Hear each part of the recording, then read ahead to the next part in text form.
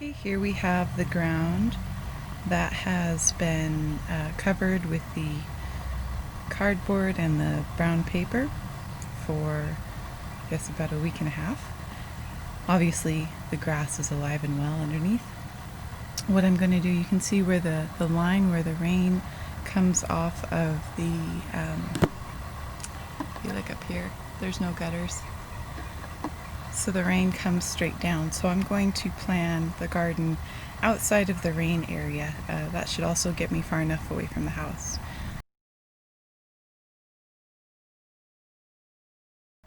So here I have the glass blocks. They've been spray painted white on just one side because I'm going to be hoping that they will reflect light out towards the outside again. And you can see they're sitting on a pallet.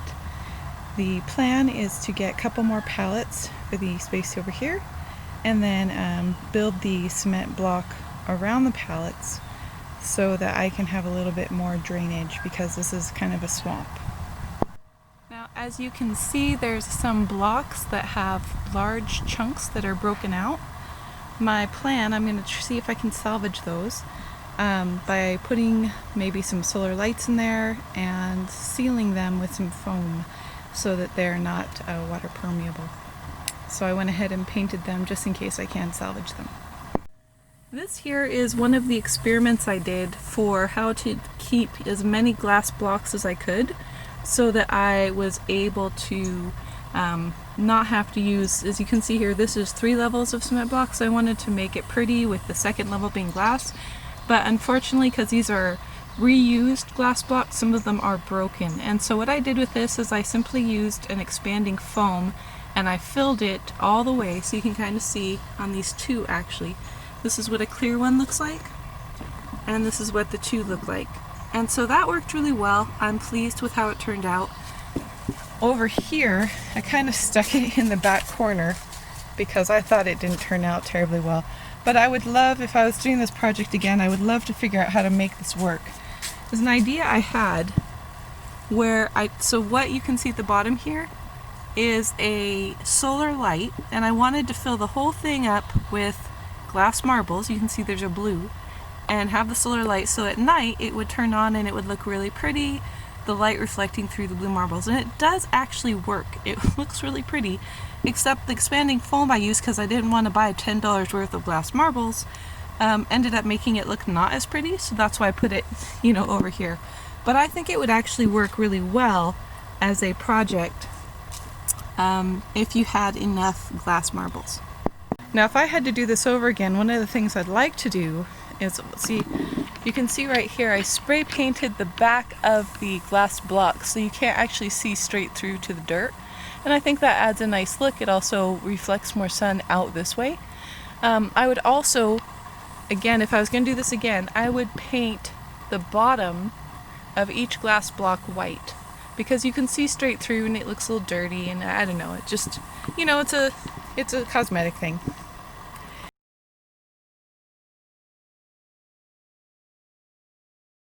Here you can see the two kind of paints I am using. To be honest, I just grabbed those because they were what was on sale at the Restore, Habitat for Humanity's Restore, which I love.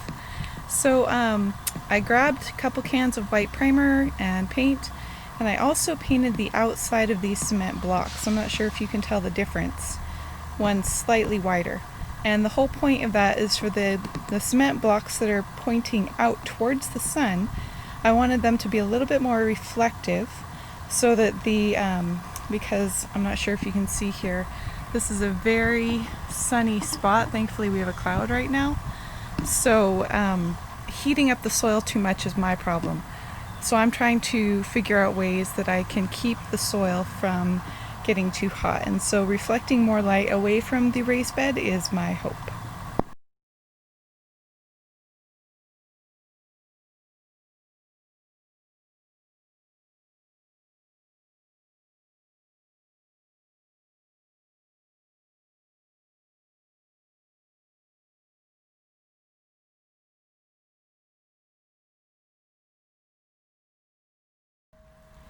So here we have the first layer of the wall. You can see that it's dug in a slight bit. I have cardboard and stuff covering the dirt because I don't want the weeds to come back on this side. What I've done is I filled it with the compost I got. That's 2 actual yards of compost. It fills that little utility trailer, 1 yard per utility trailer. So I expect this whole thing shall take about 2 yards.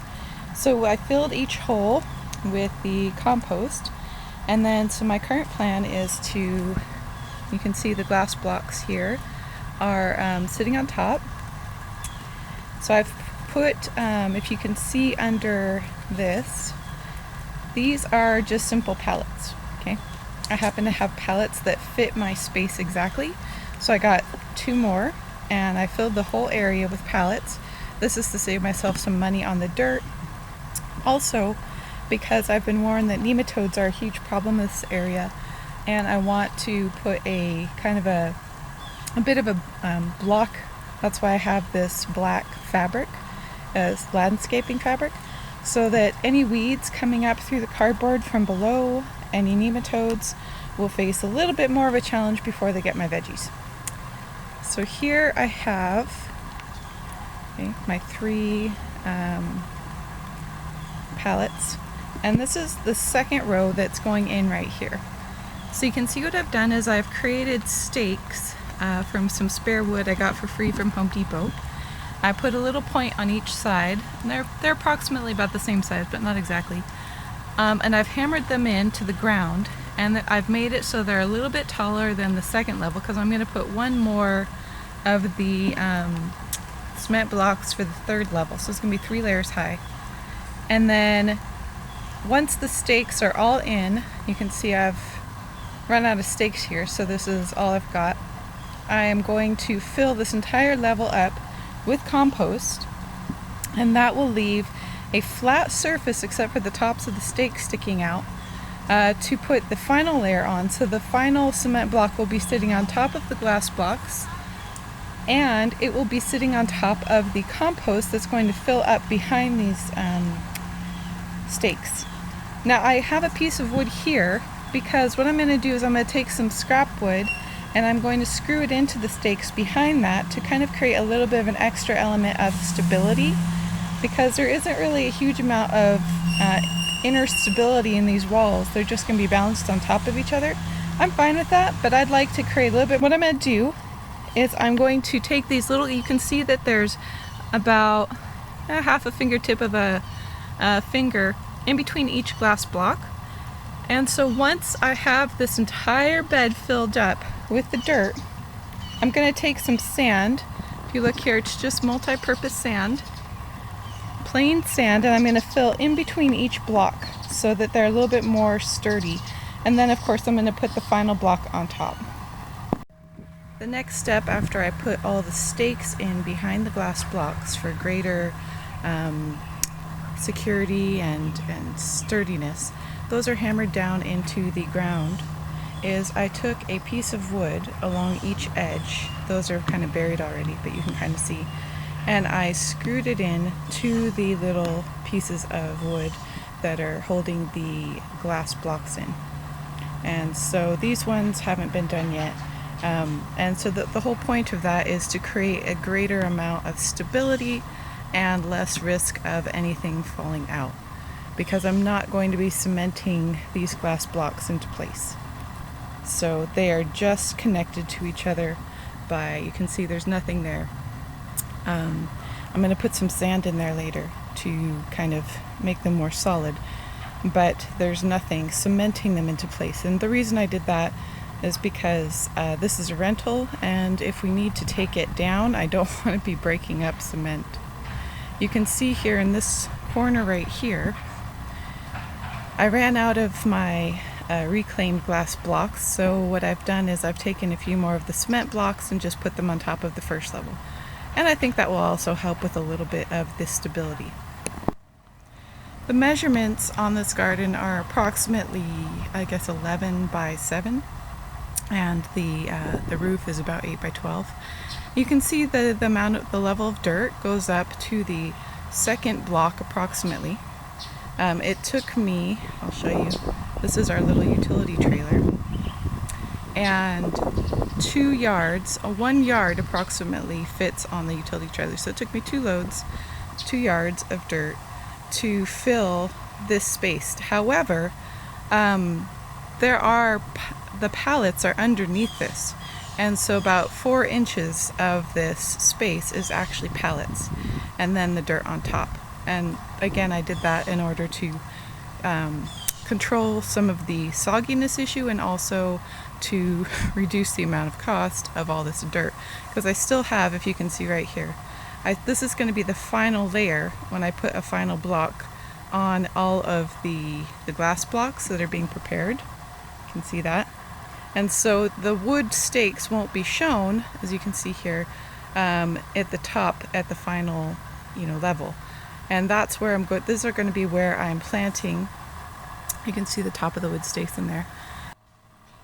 So all 3 levels are completed, as you can see on this side. You have a better view on the inside here.